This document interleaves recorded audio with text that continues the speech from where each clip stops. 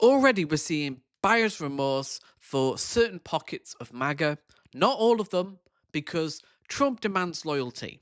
He's a cult leader, and his followers will blindly follow him, even if it's to the end of the cliff. So, I'm going to break down a video where people are starting to wake up slowly that they've been betrayed by Trump. They're not going to have the low egg prices. Inflation's already gone up. It's predicted to go up 6% in the next year. So let's get into the video and break it down. MAGA influencers and politicians are rushing to delete their tweets after they were caught lying about what was in the budget resolution passed by House Republicans last night. And Congresswoman Anna Paulina Luna, for example, she tweeted yesterday, "Congratulations, America. Tonight we finally put an end to tax on tips and tax on overtime." Except there was one problem.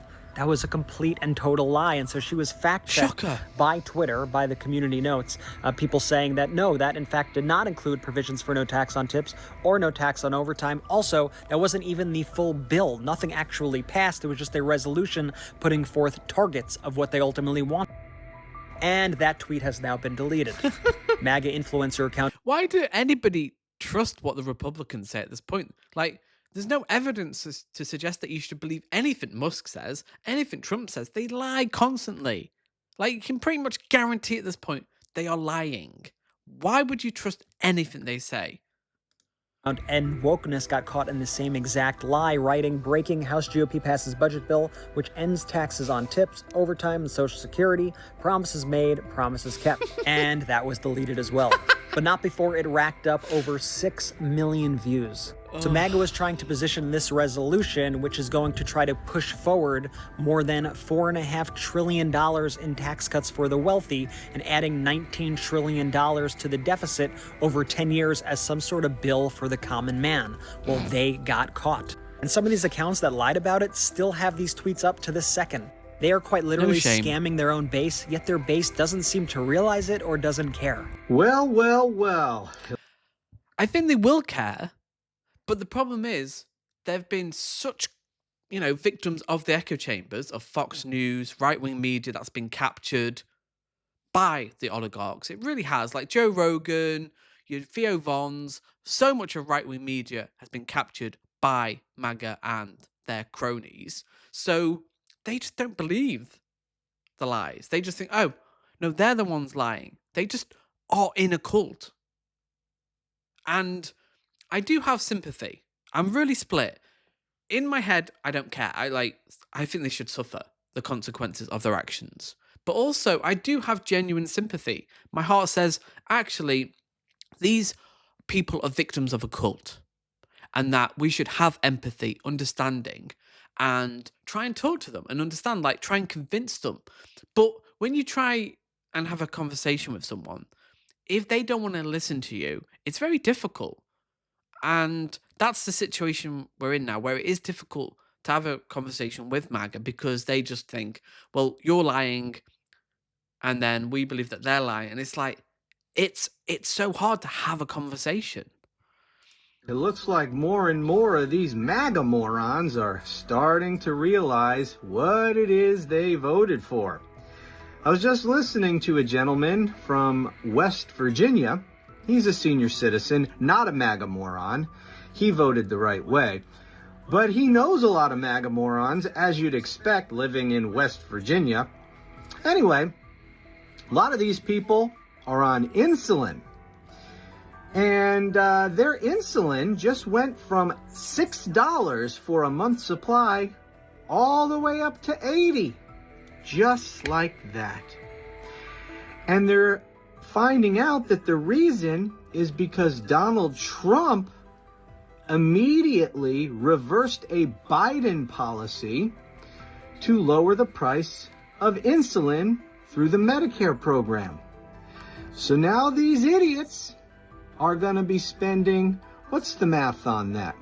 $74 a month more on their insulin? Oh my God. And this is a lot of people that's going to impact Americans. We're talking about millions of people. And let's not get into Medicare and Medicaid, the potential cuts that are going to really impact the poorest in society. who have voted for Trump. And I'm really split here. Like, I'm sorry, objectively, if you voted for Trump, you voted for this. You voted for your insulin to be high. So I think it's a real kind of balance between we need to be critical because, again, it's obvious what Trump is going to do. He lies constantly. He was selling you a vision of what he was going to do. And then we know he's not going to do that because, again, he's a pathological liar. He cannot be trusted. So you've kind of voted for this. You just have. Like, there's no other way to say it. Like, it wasn't a mystery what Trump was going to do. He wasn't going to make America great again like he did in the first term. He's not going to make America healthy again. He's not going to lower grocery prices. He's just going to cut taxes for the wealthy and cut Medicare, Medicaid for the poorest in society. You know, there's consequences to stupidity. Just saying. You guys elected a guy who's only going to make your lives worse and make the rich richer while making you way poorer. Good job. Ladies and gentlemen, gather round for a tale of irony so rich it could be its own Netflix series. We're diving into the wild, wacky, and occasionally wince-inducing world of Trump supporters who are currently living through what can only be described as a real-time FAFO experiment. You know, FAFO, that delightful acronym for around and find out. And, oh, are they finding out it's practically Shakespearean? If you've ever wondered what happens when political chickens come home to roost, well, grab a seat and maybe some popcorn because we're about to find out. Trump just accidentally insulted himself. He asked, who would sign a thing like this? So Trump is angry today about a very unfair deal. It is the US-Mexico-Canada agreement, and he's having some confusion about it. Now, when he signed the deal in 2020, he called it, quote, the best agreement ever made. And he intended it to replace NAFTA, which he called, I think you can guess, the worst trade deal ever made. Economists have said it's basically the same deal, he just put a different name on it and signed it. But now that he's seen the repercussions of his actions, that Americans, he says, are paying too much for goods. So he's taken the logical step here of raising prices further with tariffs. Listen to what he said. Quote, I look at some of these agreements, I'd read them at night and I'd say, who would ever sign a thing like this? So the tariffs will go forward, yes, and we're going to make up a lot of territory. All we want is reciprocal. We want reciprocity. Let's set the stage. The MAGA movement, once a roaring engine of red hats, chants. You couldn't make that up. Like, I'm reading the book at the moment called The Fall by Wolf, the guy who wrote Fire and Fury. And Trump is the product of Rupert Murdoch. He really is like, and early on, when he was going to run 2014-15, Murdoch called him a fucking idiot. He didn't want to ally with Donald Trump. He actually wanted to support Hillary Clinton. And it's a project that Rupert Murdoch has been wanting to do for a while, like get one of the presidents he chose into the Oval Office. And he was convinced by Roger Ailes that Trump is the guy. And that's the product. Fox News created Trump. Fox News created so much of the division that you see in America. Since its creation in 1996, you have seen that massive push for news to become entertainment, to be sensationalized, to be controversial. And once they got on the immigration bandwagon, they were just pushing that. And this is one of the biggest reasons why both America's massively divided and Trump won. Imagine if Rupert Murdoch, who is kind of quite a steadfast guy, quite a kind of, someone who makes, he knows his own mind. Imagine if he stuck with Hillary Clinton. She would have won, and we would see the world would be completely different now. It would be completely different. and unshakable confidence, is now navigating some, let's call them unexpected twists. Those executive orders and policies they cheered for like they just won the Super Bowl, yeah, turns out they're not quite the victory lap they imagined. It's like ordering a fancy steak dinner only to realize you're allergic to beef. Want to hear one of the most outrageous things that Donald Trump has cut since he became president? The National Suicide Prevention Hotline. That's right. There was a post today on LinkedIn from one of the team members saying that a bunch of their folks got let go because the feds are not going to pay as much for it anymore. Why would we cut the National Suicide Prevention Hotline? That hotline is designed to make sure there are enough people on at any time so that when someone is having those thoughts, they can call the number and they can get help. How on earth is saving a little money on that helping anybody, any state, red, blue, it doesn't matter. We all have these problems. Why on earth are we cutting that? And mind you, they are trying to find all of these savings so that they can give a tax cut to millionaires and billionaires. You and I won't even benefit from this. And they're taking away vital support needs for people who desperately need it.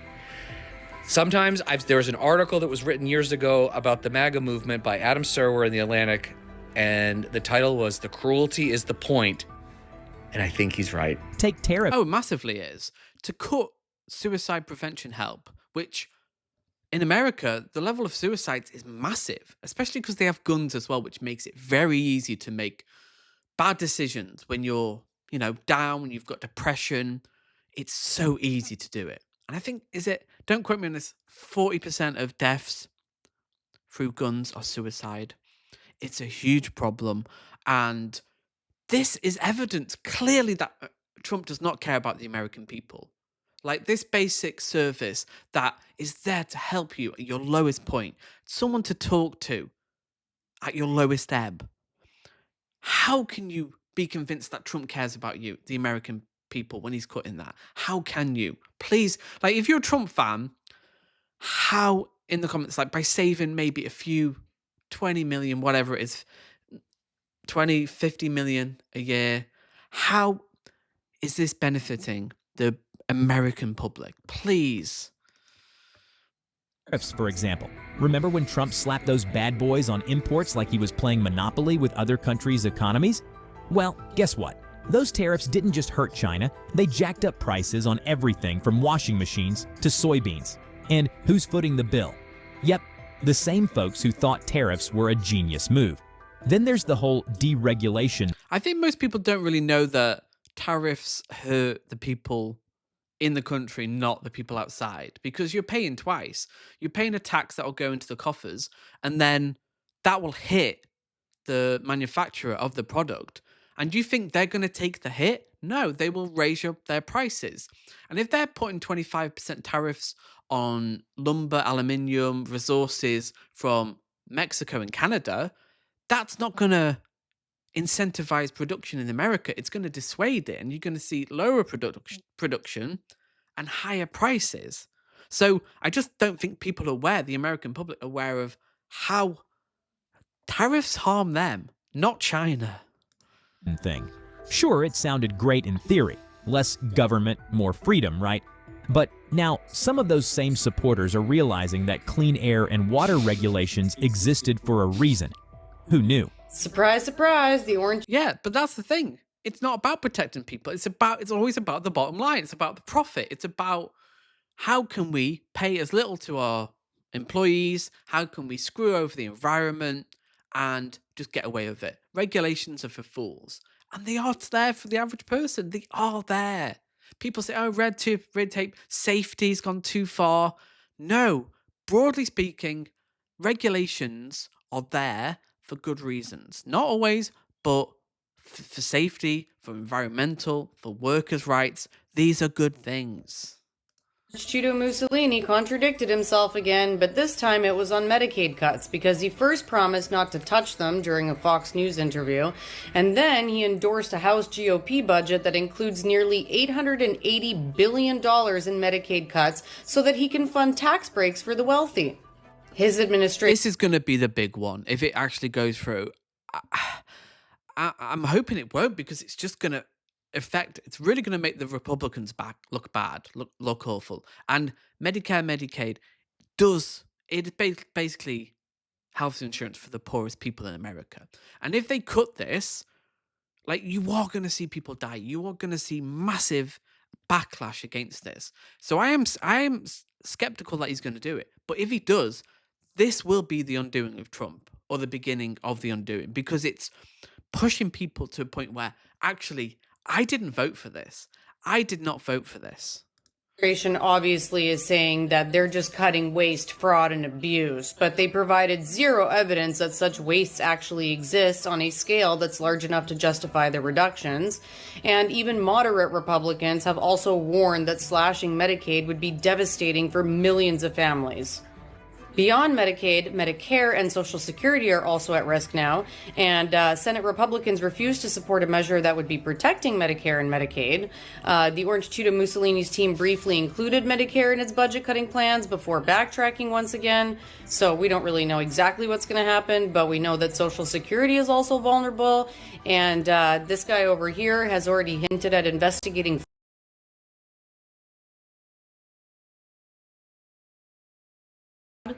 Orange Cheeto Mussolini's. If they go after Social Security, which so many Americans are dependent on, they will. There's no way the next primary next year they will win.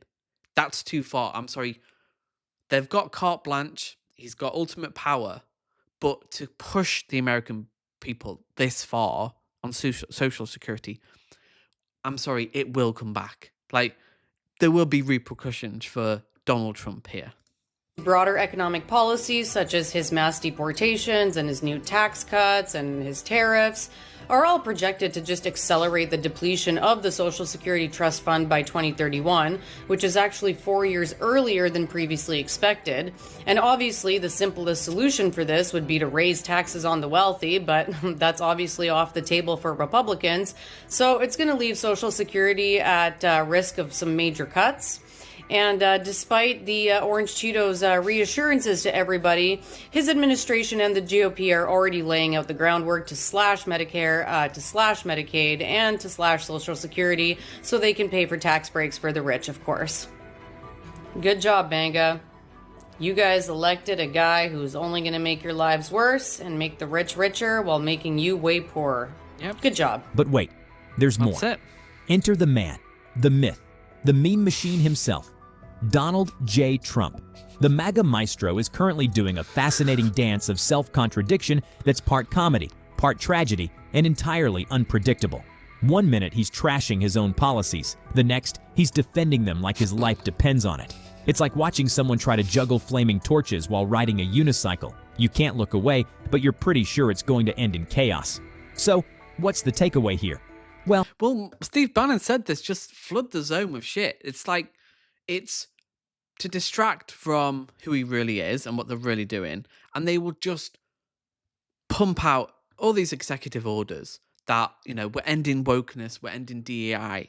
Whereas at the end of the day, the American public are not going to be better off under Trump. Empirically, suicide prevention, tariffs, tax cuts for the wealthiest, Social Security cuts, Medicare, Medicaid. You are going to be worse off objectively. And it was obvious from the start. It's always been obvious. It's always been obvious. Yes, Trump benefited from a strong economy from Obama, but he has control now. He is cutting, and they are going wild. it's a classic case of FAFO.